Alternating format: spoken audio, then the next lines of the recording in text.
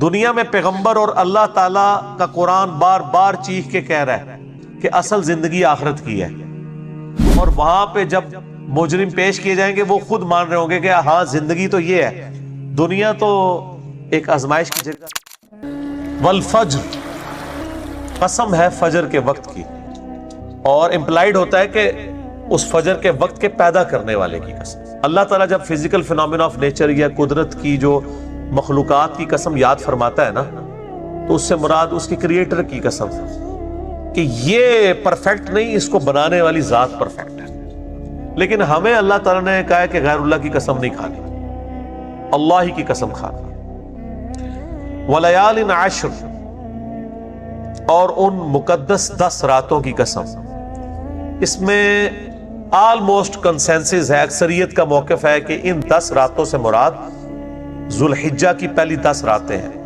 ابھی بھی یہ ذوالحجہ 1440 ہجری گزر رہا ہے، تو یکم ذوالحجہ سے لے کے یوم النحر قربانی کے دن تک، 10 ذوالحجہ تک، یہ پہلے 10 دن جو ہیں ان کی راتوں کی قسم اللہ نے یاد فرمائی ہے۔ اور اس کو سپورٹنگ وہ بخاری کی حدیث بھی ہے کہ نبی علیہ السلام نے فرمایا کہ ذوالحجہ کے پہلے 10 دنوں میں کیے ہوئے اعمال کا مقابلہ کوئی اور عمل نہیں کر سکتا۔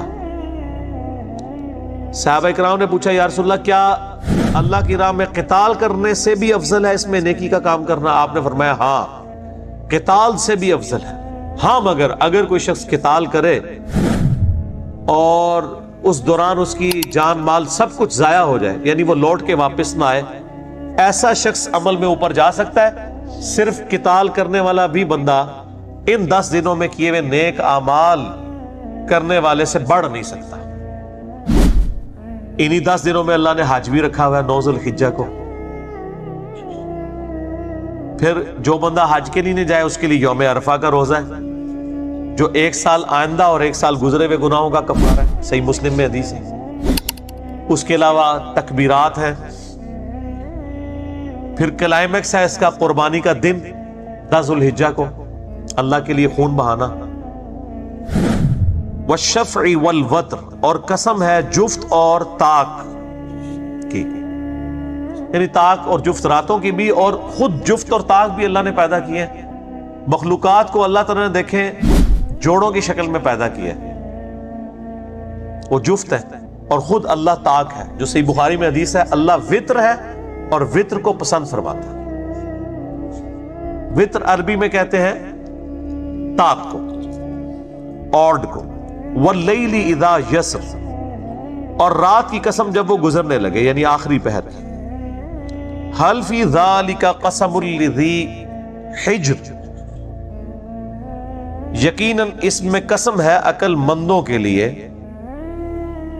آپ نے ملاحظہ نہیں کیا، اگلی آیات میں آ رہا ہے الم تر کیف فعل ربک بعاد، اے نبی علیہ السلام، اور ان کے ذریعے امت کو خطاب ہے، خصوصاً اہل عرب کو، کہ تم لوگوں نے دیکھا نہیں کہ تمہارے رب نے کیا کیا قوم عاد کے ساتھ، جو ہود علیہ السلام کی قوم تھی۔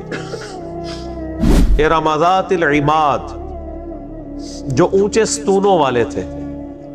شداد کی جنت مشہور ہے، آپ کو پتہ ہے دنیا میں اس نے جنت بنائی تھی، اب تو خیر وہ کھنڈرات بھی عرب میں نکلے ہیں بڑے بڑے ستونوں کے، تو اس نے بڑے بڑے ستون کھڑے کر کے اس پہ پوری بلڈنگز کھڑی کی تھی۔ تو اللہ تعالیٰ ماتے ہم نے سب کچھ الٹ کے رکھ دیا جب عذاب آیا قوم عاد کے اوپر۔ التی لم یخلق مثلها فی البلاد، وہ ایسے تھے کہ جن کی مثل دنیا میں کسی نے یعنی اس طرح کی تخلیق نہیں کی ہوئی تھی، جس طرح کی تخلیقات کے وہ ماہر تھے۔ وَثَمُودَ الَّذِينَ جَابُوا الصَّخْرَ بِالْوَادِ، اور قوم عاد کے بعد قوم سمود آئی، حضرت صالح علیہ السلام کی قوم۔ تو اللہ تعالیٰ فرماتا ہے وہ تھے جو چٹانوں کو کاٹ کے گھر بنایا کرتے تھے وادیوں میں۔ یہ آج بھی موجود ہیں، آپ یوٹیوب پہ جا کے لکھیں قرآن کے یا اسلام کے تاریخی مقامات، تو انڈیا کے کچھ پروفیسرز ہیں، انہوں نے ویڈیو کی شکل میں، وہ پرانی ویڈیو ہے ویسے، وہ ساری جگہ فزیکلی جو قرآن پاک میں جہاں جہاں جن چیزوں کا ذکر ہے جو قومیں برباد ہوئیں، وہ ان جگہوں پہ جا کے انہوں نے ان کو فلمایا ہے باقاعدہ۔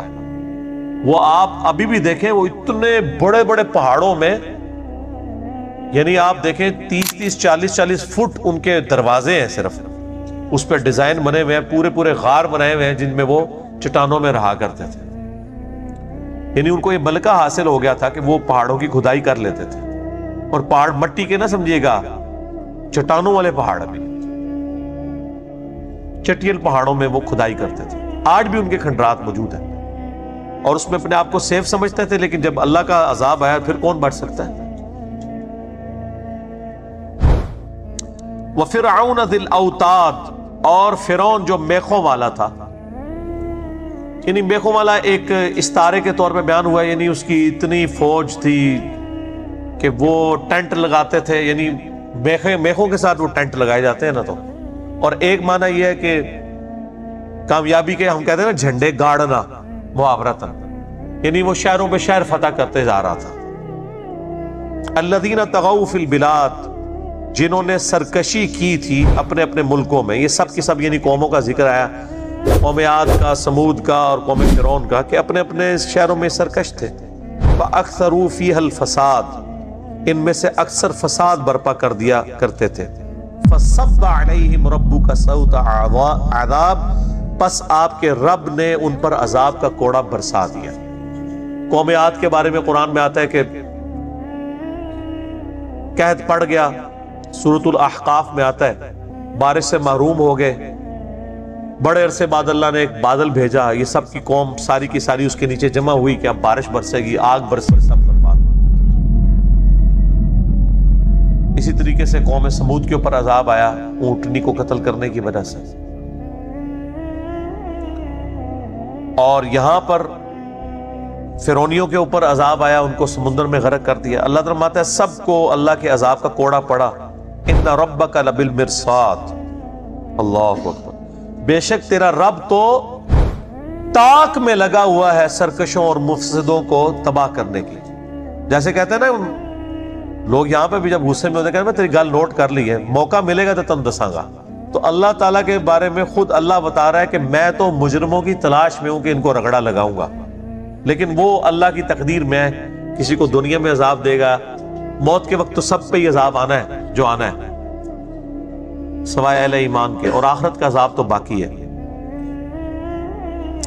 فَأَمَّا الْإِنسَانُ إِذَا مَا ابْتَلَاهُ رَبُّهُ فَأَكْرَمَهُ وَنَعَّمَهُ، پس جب انسان پر اللہ کی طرف سے آزمائش آتی ہے اور اس کا رب اسے نوازتا ہے، نعمتوں سے اس کا اکرام کرتا ہے، فَيَقُولُ رَبِّي أَكْرَمَنِ، تو کہتا ہے کہ میرے رب نے مجھے بڑی عزت دی، یعنی نعمتیں ملتی ہیں، خوشیاں ملتی ہیں، تو کہتا ہے واہ میرے رب کا بڑا فضل ہے۔ جس طرح آج کل وہ فلمی ایکٹریس بھی جو ہے نا وہ بھی کہتی ہے کہ اللہ کا بڑا فضل ہے کہ کامیاب ہماری ہوگی فلم،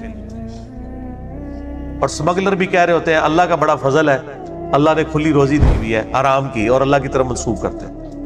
تو اللہ فرماتا ہے انسان کی عادت ہے کہ جب ہم اس کے لیے اسے مبتلا کرتے ہیں، آزمائش کرتے ہیں اس کی رزق کھول کر، تو وہ کہتا ہے بڑا اللہ کا کرم ہے، حالانکہ وہ اللہ کا کرم نہیں ہوتا، آزمائش ہوتی ہے، کیونکہ اس الفاظ ہے اذا مبتلا، واما اذا مبتلا، اور جب اسے اللہ آزماتا ہے، فقدر علیہ رزقا، اور اس پہ رزق تنگ کر دیتا ہے، فیقول ربی اہانن، تو کہتا ہے میرے رب نے مجھے بڑا ذلیل کیا۔ کہہ رہا ٹھیک ہے، دونوں ٹھیک کہہ رہے ہیں، خرابی کوئی نہیں ہے اسٹیٹمنٹ میں۔ دیکھیں جس کے اوپر نعمتیں ہوں گی وہ تو کہے گا کہ اللہ تیرا بڑا شکر ہے، اور جس کا رزق تنگ ہوگا وہ کہے گا یا اللہ نے مجھے آزمائش میں ڈال دی ہے۔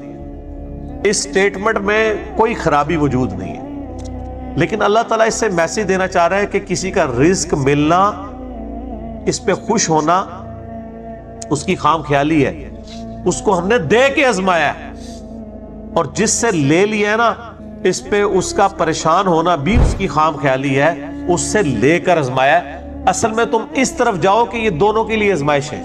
اچھا میں ایک آپ سے کوسچن پوچھتا ہوں، ملٹیپل چوائس کوسچن، اللہ تعالیٰ جسے دے کے آزماتا ہے وہ بڑی آزمائش ہے، یا جس سے لے کے آزماتا ہے وہ بڑی آزمائش ہے؟ ویسے تو لوگ سمجھتے ہیں جس سے لے لیا وہ بڑی آزمائش ہے، وہ دینے والا پھنس گیا جس کو زیادہ ملا ہے۔ اس لیے نبی علیہ السلام کی حدیث ہے بخاری اور مسلم میں، اے اللہ محمد اور آل محمد کو بس اتنا ہی رزق دینا کہ ان کی روح اور جسم کا رشتہ برقرار رہے۔ ہائے ہائے، بخاری و مسلم میں حدیث ہے، اما عائشہ کہتی ہیں حضور کی وفات تک ہماری حالت تھی بعض اوقات 1 مہینے، بعض اوقات 2 مہینے، بعض اوقات 3 مہینے تک گھر میں چولہا نہیں جلتا تھا. 2 کالی چیزوں پہ گزارا ہوتا تھا، کھجور اور پانی پہ، اور وہ بھی ٹوکرے نہیں، 2 کھجوریں صبح 2 شام، اور 1 میٹھے پانی کا پیالہ صبح اور 1 شام، کیونکہ میٹھا پانی وہاں پہ ایشو تھا ریگستان. تو آپ اندازہ کریں کہ جو اللہ کی محبوب ترین شخصیت ہے انہوں نے کتنی فقر کی زندگی گزاری ہے. اور اس کا وہ کلائمیکس، وہ حدیث ہے، میں جب بھی پڑھتا ہوں کانپ اٹھتا ہوں. بڑی لمبی حدیث ہے بخاری مسلم کی. نبی علیہ السلام نے اپنے بیویوں کے ساتھ ایلا کر لیا، 1 مہینے کے لیے ناراض ہو گئے اور گھر کی چھت پہ چلے گئے. سیدنا عمر جب پہنچے وہاں پہ، بڑی لمبی حدیث ہے. آج مان لی جنید جمشید صاحب کے دفاع میں جو میں نے لیکچر دیا تھا اس میں نے وہ پوری حدیث سنائی ہے. تو کہتے ہیں میں نے دیکھا کہ ایک کونے میں چھوٹا سا مشکیزہ لٹک رہا ہے، ایک پیالہ پانی کا پڑا ہوا ہے اور ایک چٹائی ہے. یہ کل کائنات ہے اس شخص کی جو کائنات کا امام ہے. اور آپ علیہ السلام نے تہمت پہنی ہوئی ہے، اوپر چادر بھی نہیں ہے اور چٹائی پہ لیٹے ہوئے ہیں. سیدنا عمر گئے تو نبی علیہ السلام اٹھے تو نبی علیہ السلام کے مبارک جسم پہ چٹائی کا نشان تھا، کھجوروں کی اس چھال کا، کیونکہ اوپر قمیض تو نہیں تھی نا. نشان تبھی نظر آتا ہے جب آپ ننگے بدن بیٹھے ہو. سیدنا عمر کی آنکھوں میں آنسو آ گئے. انہوں نے کہا یا رسول اللہ، آپ اللہ کے رسول ہیں، کیسر و کسرا دنیا کے مزے لوٹ رہے ہیں اور آپ کی یہ حالت ہے. تو آپ نے ایک جملہ بولا، عمر لگتا ہے کہ دنیا کی حقیقت ابھی بھی تم پہ نہیں کھلی. یعنی ایک شخص نبی علیہ السلام کی صحبت میں کئی سالوں سے، اب اس لیول تک تو کوئی نہیں سوچ سکتا کہ یار اتنا فقر دنیا سے، اتنا زہد. آپ فرمایا اے عمر، کیا تم اس پہ راضی نہیں ہو کہ کیسر و کسرا دنیا کے مزے لوٹے ہم آخرت کی سعادت؟ سر سیدنا عمر نے حضور کی زندگی کا یہ پہلو دیکھا ہوا تھا. تو یہ کیسا ہو سکتا تھا کہ جنگ قادسیہ میں جب پرشین امپائر گرے اور اربوں ڈالرز آج کے مسلمانوں کے ہاتھ آئے، اور جنگ یرموک میں رومن امپائر گھٹنے ٹیکے اور جزیہ دینے پہ آمادہ ہو جائے، اربوں ڈالر آج کے. تو جس شخص نے رسول اللہ صلی اللہ علیہ وسلم کا یہ زندگی کا پہلو دیکھا تھا، اسے دنیا کی یہ دولت کبھی بھی گمراہ نہیں کر سکتی تھی. اسی لیے دیکھیں ان کی زندگی زہد کی تھی، سیدنا عمر کی، اور ایسی سختی کہ اس سختی پہ باقیوں کو چلایا بھی، تربیت. بلکہ جب یہ رومن امپائر جزیہ دینے پہ آمادہ ہوئی، پرشین امپائر تو ساری مسلمانوں کے پاس آ گئی، تو سیدنا عمر جب اپنے آخری حج کے لیے جا رہے تھے نا، تو وہ اس جگہ پہ جا کے کھڑے ہو گئے جہاں پہ وہ اپنے اونٹ چرایا کرتے تھے.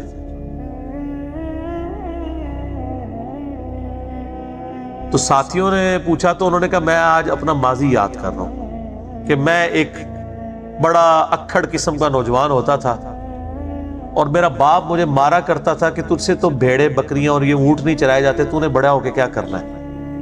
اور آج میری یہ حالت ہے کہ اس آسمان کے نیچے روئے ارض پہ خدا کے سوا کوئی ایسی ہستی نہیں ہے جس کا ڈر مجھے ہو، کیونکہ میں دنیا کی سپر پاور کا مالک ہوں. سر جب صدیوں کی رومن اور پرشین امپائر جس شخص کے سامنے گر جائیں، تینوں بر اعظموں پہ اس کی حکومت ہو، تو وہ کہتے تھے فزیکلی میری اس وقت یہ حالت ہے کہ اللہ کے علاوہ مجھے کسی کا ڈر نہیں ہے. یعنی دنیا کسی بندے کا ڈر ہی نہیں، کیونکہ مجھ سے اوپر کوئی نہیں ہے. اور کہتے ہیں کہ میری حالت یہ تھی کہ میرا باپ مجھے یوں کہا کرتا تھا، اور آج اسلام نے مجھے کہاں سے کہاں پہنچا دیا کہ مجھے اس روئے ارض پہ کسی کا ڈر نہیں خدا کے سوا. اتنی بڑی بادشاہت جس بندے کو ملی ہو اور اس کی زندگی زہد کی گزر رہی ہے. اسی لیے اسلام میں جو پہلی دراڑ ہے وہ سیدنا عمر کی شہادت ہے. بخاری مسلم کی حدیث ہے کہ نبی علیہ السلام نے فرمایا میری امت اور فتنوں کے درمیان ایک دروازہ ہے، جب وہ دروازہ توڑ دیا جائے گا تو میری امت پہ فتنے شروع ہو جائیں گے۔ بخاری اور مسلم میں ڈیٹیل حدیث آتی ہے کہ حضرت عمر ایک دفعہ حذیفہ ابن یمان کے پاس آئے جو رازدار رسول تھے، تو وہ اپنے شاگردوں میں بیٹھے تھے تو ان کو فتنوں کی حدیثیں سنا رہے تھے۔ تو سیدنا عمر نے کہا کہ مجھے وہ حدیث سناؤ جو فتنوں سے متعلق ہے۔ تو انہوں نے کچھ باتیں بیان کی، انہوں نے کہا نہیں، وہ بڑا فتنہ جو آئے گا سمندر کی موج کی طرح۔ حذیفہ ابن یمان نے کہا امیر المومنین آپ کو اس فتنے سے کوئی خطرہ نہیں ہے، اور اس فتنے اور امت کے درمیان ایک دروازہ ہے۔ تو سیدنا عمر نے کہا وہ دروازہ کھولا جائے گا یا توڑا جائے گا؟ تو حذیفہ ابن یمان نے کہا وہ دروازہ توڑ دیا جائے گا، اور جب وہ دروازہ ٹوٹے گا تو فتنے امت پہ ٹوٹ، جس طرح آپ ایک ڈیم کا گیٹ توڑ دیں، ایک تو ہے ڈیم کا گیٹ کھولنا، پھر تو مینیجیبل فارم میں پانی نکلتا ہے، اور ایک ہے گیٹ توڑ دیں پھر تو سیلاب آتا ہے۔ تو سیدنا عمر نے پوچھا کہ یہ وہ دروازہ توڑا جائے گا یا کھولا جائے گا؟ تو انہوں نے کہا توڑا جائے گا۔ بس یہ بات کر کے حضرت عمر واپس چلے گئے۔ بخاری مسلم کے الفاظ ہیں، اب وہ سارے کے سارے تابعین جو ہے نا آپس میں خسر پسر کر رہے ہیں کہ یہ کیا کوڈ ورڈ میں گفتگو ہو رہی ہے، ظاہر ہے اس میں الفاظ تو کوئی بھی نہیں ہے۔ تو انہوں نے پھر حضرت حذیفہ سے پوچھا کہ حضرت عمر کیا باتیں کر رہے تھے، ہمیں تو نہیں سمجھ آئی، آپ کا نہ جواب سمجھ آیا نہ ان کا سوال۔ تو انہوں نے کہا کہ حضرت عمر جانتے ہیں وہ فتنہ کون ہے، وہ دروازہ کون سا ہے جس کے بعد فتنے کھلیں گے۔ تو تابعین نے کہا ہمیں بتائیں وہ دروازہ کون سا ہے؟ تو انہوں نے کہا وہ خود حضرت عمر ہے، حضرت عمر کو قتل کر دیا جائے گا، پھر امت پہ فتنے ٹوٹ پڑے۔ اور وہ فتنہ میں پوچھتا ہوں کون سا ٹوٹا ہے؟ دنیا کی محبت کا فتنہ۔ سیدنا عمر کی زندگی زود میں تھی، اور انہوں نے جس کو کہتے ہیں نا کھچ کے رکھا ایسی سارے لوگ۔ حضرت عثمان رضی اللہ تعالیٰ عنہ اس دور میں خلیفہ بنے جب ان کی عمر اپنی 72 سال ہو چکی تھی، ایجڈ تھے۔ پھر ان کی طبیعت کی نرمی شروع سے تھی، مینیجریل سکلز وہ نہیں تھی جو حضرت عمر کی تھی۔ بس اس زمانے میں مسلمانوں کے پاس دولت تو تھی، مسلمانوں کے وظیفے لگنے شروع ہو گئے، مال آنا شروع ہو گیا، لیکن زہد وہ نہیں رہا، پھر وہ تھیندے تھیندے تھیں گے۔ تو خیر میں یہ ضمناً بتا رہا ہوں کہ یہ مال کتنا بڑا فتنہ ہے۔ تو اللہ تعالیٰ مارا ہے کہ جب ہم کسی انسان کو رزق دیتے ہیں کہتے ہیں ہاں مجھے تو اللہ نے بڑا کرم ہے مجھ پہ میرے رب کا، اور جب اسے ہم رزق تنگ کرتے ہیں تو کہتے ہیں اللہ نے مجھے آزمائش میں ڈال دیا۔ تو جملے میں خرابی کوئی نہیں ہے، لیکن اللہ تعالیٰ فرما رہا ہے یہ سب کچھ آزمائش کے لیے ہوتا ہے، خوشی شیخی بگاڑنے کے لیے یا واویلا کرنے کے لیے نہیں ہوتا۔ اس کو اس اینگل سے دیکھو کہ یہ آزمائش ہے، دینے والے کو بھی اور جس سے لیا جائے اس سے بھی۔ اس کا کلائمیکس آپ کو سورہ الحدید کی آیت نمبر 22 ملے گی، میں نے کئی دفعہ اپنے لیکچرز میں وہ کور کی ہے۔ اللہ تبارک و تعالیٰ فرماتا ہے کہ ہم زمین میں جتنی بھی آزمائشیں نازل کرتے ہیں تکلیفوں کی شکل میں، خواہ وہ وباؤں کی شکل میں ہو، سیلاب کی شکل میں ہو، زلزلے کی شکل میں ہو، اور تمہاری جانوں میں جو کچھ نازل کرتے ہیں، کسی کو بلڈ کینسر ہو گیا ہے، کسی کو طاعون کا مرض ہو گیا ہے، کسی کو ٹی بی ہو گئی ہے، یہ ساری کی ساری تکلیف ہم نے پیدا کرنے سے پہلے ہی لوح محفوظ میں لکھ لی ہے۔ اور پھر اللہ تعالیٰ فرماتا ہے اس لیے تاکہ جسے اللہ کی نعمت ملے وہ شیخی نہ بگاڑے، اور جس سے نعمت چھن جائے تو اس کے اوپر واویلا نہ کرے۔ ظاہر ہے جب آپ کو تکلیف کا یہ پتہ چلے کہ اللہ نے ہمارے مقدر میں لکھی تھی وَلَنَبْلُوَنَّكُمْ بِشَيْءٍ مِّنَ الْخَوْفِ وَالْجُوعِ وَنَقْصٍ مِّنَ الْأَمْوَالِ وَالْأَنفُسِ وَالثَّمَرَاتِ۔ صبر سارے انسان کڑ کڑ کے مر جائے، اگر انسان کی زندگی میں یہ چیز نہ ہو، آپ کڑ کڑ کے مر جائیں گے اس غم سے کہ یار میرے ساتھ یہ کیا ہو گیا۔ آپ کے اوپر چیک پوائنٹ کیا ہے جس کے ذریعے آپ تکلیف پہ صبر کر سکتے ہیں؟ اللہ کی مرضی۔ یہی ہمیں سکھایا گیا نا، اِنَّا لِلَّهِ وَإِنَّا إِلَيْهِ رَاجِعُونَ۔ ہم خود بھی اللہ کی طرف سے آئے تھے، اسی کی طرف لوٹ کے چلے جائیں گے، غم نہیں کرنا۔ خدا ہماری ضرورت ہے، بلکہ اس سے بڑھ کے خدا ہماری مجبوری ہے۔ اسی لیے دیکھیں جو گاڈ میں بلیو کرنے والے لوگ ہیں نا، وہ تکلیف کو سہ جاتے ہیں، گورے کس طرح خودکشیاں کر رہے ہیں، حالانکہ ان کی تکلیف ان کو اشر اشیر بھی نہیں جن تکلیفوں سے ہمیں گزرنا پڑ رہا ہے۔ یعنی ہمارے ملک کی اکانومی آپ کے سامنے ہے، غربت کتنی ہے، لیکن فرسٹریشن کے اگینسٹ باندھا ہوا ہے نا، وہ خدا کے اندر یقین ہے۔ ایک لمحے کے لیے اس کو نکال دیں، آپ دیکھیں جناب یہاں پہ کئی خودکشیاں ہوتی ہیں۔ تو اللہ تبارک و تعالی ہماری ضرورت نہیں، مجبوری بھی ہے، اس کے بغیر ہم تکلیف پہ صبر نہیں کر سکتے۔ اور دیکھیں اس صبر پہ اجر ملنے والا ہے، جو کہ ہماری نیڈ تھی، تو کہا گیا صبر کرو، اللہ ان اللہ مع الصابرین، اللہ صبر کرنے والوں کے ساتھ ہے۔ کلا بل لا تکریمون الیتیم، اللہ فرماتا ہے نہیں، یہ مال ملنا یا چھیننا اس کے اوپر واویلا یا خوشی نہیں، اصل مسئلہ ہے کہ تم یتیم کا اکرام نہیں کرتے ہو۔ وَلَا تَحَاضُّونَ عَلَىٰ طَعَامِ الْمِسْكِينِ، اور مسکینوں کو کھانا کھلانے کی ترغیب نہیں دلاتے۔ جس کے پاس مال آیا ہوا ہے وہ لے کے بیٹھا ہوا ہے، یہ مال اس لیے نہیں تھا کہ خوشیاں مناؤ کہ اللہ کا بڑا فضل ہے، یہ اس لیے تھا کہ خرچ کرو غریبوں پہ۔ وَتَأْكُلُونَ التُّرَاثَ أَكْلًا لَمًّا، اور چٹ کر جاتے ہیں میراث کا سارا مال، یعنی باپ مرتا ہے تو بڑا بیٹا بہنوں کی جائیداد بھی ہتھیا لیتا ہے۔ وَتُحِبُّونَ الْمَالَ حُبًّا جَمًّا، اور مال اور دولت سے حد درجے کی محبت کرتے ہو۔ کَلَّا اِذَا دُکَّتِ الْأَرْضُ دَکًّا دَکًّا، یقیناً وہ دن آنے والا ہے جس دن زمین کوٹ کوٹ کے برابر کر دی جائے گی، یہ فلیٹ کر دی جائے گی زمین، یعنی پھر یہ پوری زمین ہی میدان محشر بن جائے گی۔ وَجَاءَ رَبُّكَ وَالْمَلَكُ صَفًّا صَفًّا، اور اس زمین پہ اللہ اور فرشتے قطار در قطار اتر آئیں گے۔ اللہ اپنی شان کے لائق اس دنیا پہ اتر آئے گا، اس کی تمثیل کوئی بیان نہیں ہو سکتی۔ وَجِيءَ يَوْمَئِذٍ بِجَهَنَّمَ، اور جہنم بھی لے آئی جائے گی میدان محشر پہ۔ یعنی جنت دوزخ سب کچھ یعنی فیصلہ ہو رہا ہے سر، وہ جس طرح ایک دنیا میں بھی کورٹ لگتی ہے نا، مجرم بھی پیش کیا جاتا ہے، گواہ بھی لائے جاتے ہیں، وہیں پہ فیصلہ ہو جاتا ہے۔ یہ اللہ کی سب سے بڑی عدالت لگنے والی۔ یومئذ یتذکر الانسان وانى له الذکریٰ، اس دن انسان کو سمجھ آئے گی، یعنی وہ سوچ رہا ہوگا یار دنیا میں نے کاش نیکی کی روش اختیار کی ہوتی، لیکن اللہ فرماتا ہے اس دن نصیحت حاصل کرنے کا کوئی فائدہ نہیں ہوگا۔ یہ اکثر لوگ یہاں بھی کہتے ہیں او جی آگے جا کے پتہ چل جائے گا کون ٹھیک ہے کون غلط ہے، تو میں کہتا ہوں آگے جا کے پتہ نہیں لگے گا، لگ پتہ جائے گا۔ یعنی ایک قادیانی کو اگر قیامت والے دن جا کے پتہ چلتا ہے کہ مجھے تو دنیا میں ختم نبوت پہ دھوکہ دیا گیا تھا، تو اس کو یہ پتہ چلنا فائدہ دے گا؟ قادیانیوں تک تو ہم سارے منہ پھاڑ کے کہہ دیتے ہیں ہاں، تو باقیوں کے لیے بھی یہی ہے۔ وہ کس طرح سمجھ بیٹھے کہ ہم حق پہ ہیں؟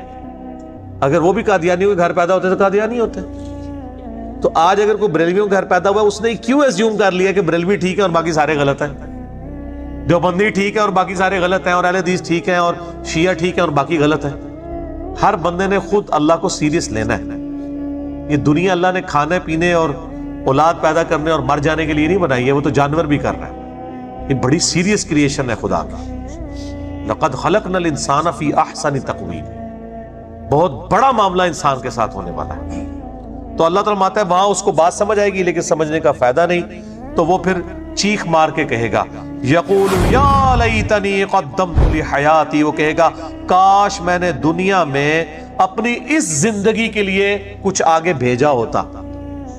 دنیا میں پیغمبر اور اللہ تعالیٰ کا قرآن بار بار چیخ کے کہہ رہا ہے کہ اصل زندگی آخرت کی ہے، اور وہاں پہ جب مجرم پیش کیے جائیں گے وہ خود مان رہے ہوں گے کہ ہاں زندگی تو یہ ہے، دنیا تو ایک آزمائش کی جگہ تھی۔ یہاں پہ آپ دیکھیں زندگی کا لفظ آخرت کے لیے استعمال ہوا ہے۔ وہ کہے گا کاش میں نے اپنی زندگی کے لیے کچھ بھیجا ہوتا، زندگی تو دنیا میں گزار کے آیا تھا، لیکن وہاں وہ بھی مان جائے گا وہ زندگی نہیں تھی، اصل زندگی یہ ہے کہ کاش میں نے اس زندگی کے لیے کچھ بھیجا ہوتا۔ کانٹیکسٹ کیا چل رہا ہے کہ اللہ کی راہ میں جیب ڈھیلی کرو، یہی چلا ہے نا۔ اہل ایمان کی تو نشانی قرآن پاک میں شروع میں ہی آ گئی سورۃ البقرہ کے کہ اپنی جان اور اپنے مال کے ذریعے اللہ کی راہ میں خرچ کرتے ہیں. لیکن ہمارے انڈیا، پاکستان، بنگلہ دیش کے جو مسلمان ہیں وہ لوگوں کی جان اور لوگوں کے مال کے ذریعے اللہ کی راہ میں جہاد کرتے ہیں. کتنا فرق ہے. مال کی محبت اللہ نے رکھی ہے انسان میں. تو اگر کسی انسان کو اللہ کے ساتھ محبت ہے، اس کے ساتھ کمٹمنٹ ہے، ڈیڈیکیشن ہے، تو اس کا چیک پوائنٹ یہ ہے کہ اللہ کے لیے جیب ڈھیلی کرے گا. اگر جیب ڈھیلی نہیں کر رہا تو پھر کس کی محبت زیادہ ہوئی؟ اس لیے میں بار بار کہتا ہوں کہ جن لوگوں کو اللہ نے مال دیا ہے نا، میں مجھ سے اسٹامپ پیپر پہ لکھوا لیں کہ دنیا میں اگر کوئی سب سے آسان جنت کما سکتا ہے نا تو وہ مالدار شخص ہے. اسے کوئی نفلی روزے رکھنے کی، کوئی تہجدیں پڑھنے کی ضرورت نہیں ہے. اور یار لوگوں کی ہزاروں سال کی تہجد اس کے مال خرچ کرنے کے برابر نہیں ہو سکتی. فرائض پورے کرے، وہ تو ڈیٹم لیول ہے، اس کے بغیر تو آپ انٹر ہی نہیں ہوگے. سیدنا عثمان غنی کو 3 دفعہ جو جنت کی بشارت ملی ہے، کس پہ ملی ہے؟ تہجد پڑھنے پہ. میدان جنگ میں بھی آپ کو پتا ہے کئی دفعہ وہ بشری کمزوری کی وجہ سے، جو بخاری مسلم میں آتا ہے کہ غزوہ احد میں وہ پیچھے رہ گئے تھے، یعنی بھاگ گئے تھے، لیکن 3 دفعہ بشارت ملی، تینوں دفعہ مال خرچ کرنے پہ. نمبر 1 مسجد نبوی کی توسیع، نمبر 2 میٹھے پانی کا کنواں مسلمانوں کے لیے خیرات کرنا، اور نمبر 3 غزوہ تبوک کے موقع پر اتنا زیادہ اللہ کی راہ میں انہوں نے مال اور اونٹ خیرات کیے. اور نبی اسلام فرمایا عثمان جنتی ہے، آج کے بعد جو مرضی کرے. جامعہ ترمذی میں ڈیٹیل موجود ہے، میرا سیدنا عثمان کے اوپر ایک کلپ بھی آ چکا ہے. تو میں سر ان لوگوں کو بار بار جھنجھوڑتا ہوں جن کو اللہ نے مال دیا ہے، خدا کے لیے اپنے مال کو اللہ کی راہ میں لگائیں. اس کے بعد آپ کوئی ٹینشن نہ لیں. اور دیکھیں مال لگانا ایک ایسی نیکی ہے جس کو چھپانا بہت آسان ہے. جس کو آپ دے رہے ہیں اس کو پتا ہے یا آپ کو خود پتا ہے، جب تک آپ کسی تیسرے کو نہ بتائیں. اس میں بس آپ نے یہی نیت کرنی ہے کہ آپ نے ڈنڈورا نہیں پیٹنا، ریاکاری نہیں کرنی. باقی اس میں خشوع خضوع کی، وضو کرنے کی، ترجمہ یاد ہونے کی، توجہ ہونے کی، اللہ کو مستحضر رکھنے کی کوئی ضرورت ہی نہیں پڑتی. نیکیوں کے ساتھ تو یہ چیزیں بہت جڑی ہوئی ہیں نا. تہجد کے بعد کوئی اٹھ بھی جائے تو وہ پورے پروٹوکول کے ساتھ نماز کیسے پڑھے گا؟ اس میں آپ بے شک دماغ میں اپنی دکان کا حساب کر رہے ہو اور ادھر سے آپ غریب کو دے رہے ہو، خیر ہے توجہ ہو نہ ہو آپ کی نیکی پکی ہے. یہ دنیا میں کوئی نیکی ہے. اسی لیے قرآن پاک میں سب سے زیادہ جس نیکی پہ زور دیا گیا نا نماز کے بعد، وہ اللہ کی راہ میں انفاق فی سبیل اللہ. اور بات ٹھیک ہے کہ ہمارے استاد کہا کرتے تھے، وہ باپا جانی، کہ مال مومن کا ہتھیار ہے. آج کے دور میں دعوت و تبلیغ کا کام بھی مال کے بغیر نہیں ہو سکتا. یہ نہ سمجھے میں آپ کو کوئی اپیل کر رہا ہوں کہ میری کوئی چندہ بک ہے. سر جدھر ہے اتھے ہی دیو. اور میں تو سب سے بہترین مصرف مال کا سمجھتا ہوں کسی غریب بندے کی پڑھائی کا خرچہ اٹھائیں. ہمارے ملک میں غربت کے سرکل سے، پاورٹی سرکل سے صرف ایک چیز باہر نکال سکتی ہے اور وہ اچھی تعلیم ہے. غریب آدمی کو آپ رکشہ لے کے دے دیں گے، بس گزر بسر ہی کر سکتا ہے. لیکن تعلیم ایک ذریعہ ہے جس کے ذریعے وہ اچھی نوکری حاصل کر کے اپنے خاندان کو پاورٹی سرکل سے نکال سکتا ہے. کئی اتنے لائق بچے ہوتے ہیں لیکن تعلیم کا خرچہ نہ اٹھانے کی وجہ سے بیچارے وہ پیچھے رہ جاتے ہیں. سب سے بہترین مصرف ہے، اور اس میں بھی سب سے پہلے آپ کے قریبی رشتہ داروں کا حق ہے. اور رشتہ داروں میں سب سے پہلے آپ کے بہن بھائی آتے ہیں. ماں باپ بیوی بچے تو ہیں ہی ہیں، اس کے بعد باقی لوگ. تو اللہ تعالیٰ فرماتا ہے کہ وہ کہے گا کاش میں نے آخرت کے لیے کچھ مال پانی خرچ کر کے اللہ کے ڈیوائن بینک میں جمع کرایا ہوتا تو آج وہ نیکیاں میرے کام آتی. فَيَوْمَئِذٍ لَا يُعَذِّبُ عَذَابَهُ أَحَدٌ، اس دن اللہ تعالیٰ اس طرح عذاب دے گا کہ کسی نے ویسا عذاب دیکھا نہیں ہوگا. کچھ بھی ہے تیرے محبوب کی امت سے ہے، اے بھی پڑھو امت. وَلَا يُوثِقُ وَثَاقَهُ أَحَدٌ، اور ایسا باندھے گا، ایسا قید کرے گا انسان کو کہ کسی نے ایسی قید نہیں دیکھی ہوگی.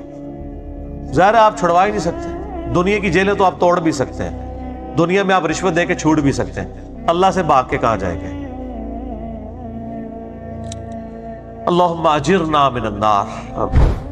اب وہ شور آفاق آیات آ رہی ہیں قرآن حکیم کی جن پہ گھنٹوں بولا جا سکتا ہے، لیکن آج ہم نے جتنی رکت انگیز گفتگو کی ہے تو اس میں یہ خود بخود اتنی رکت انگیز گفتگو کے بعد یہ تسلی کی آیات ہے کہ یار جو بندہ اللہ کے لیے کمٹمنٹ شو کر دے گا، اللہ کے لیے مال خرچ کرے گا، اللہ کے لیے شریعت کی پابندی اختیار کرے گا، پیغمبروں کی اطاعت کرے گا، اس کا کیا حال ہوگا؟ یا ایتھا النفس المطمئنہ، موت کے وقت اللہ کی طرف سے ندا آئے گی، اے وہ جان جو اطمینان کے ساتھ ہے، بس دنیا میں تو نے جو تکلیف کاٹ لی، اب آج کے بعد تکلیفیں ختم، ارجعی الی ربک راضیۃ مرضیہ، آج لوٹ اپنے رب کی طرف اس حال میں کہ تو اپنے رب سے راضی اور تیرا رب تجھ سے راضی۔ ہائے ہائے ہائے، یہ دوسری چیز اصل ہے، لیکن وہ پہلی چیز سے جڑی ہوئی ہے۔ جو اللہ سے راضی ہوگا اسی سے اللہ نے راضی ہونا ہے۔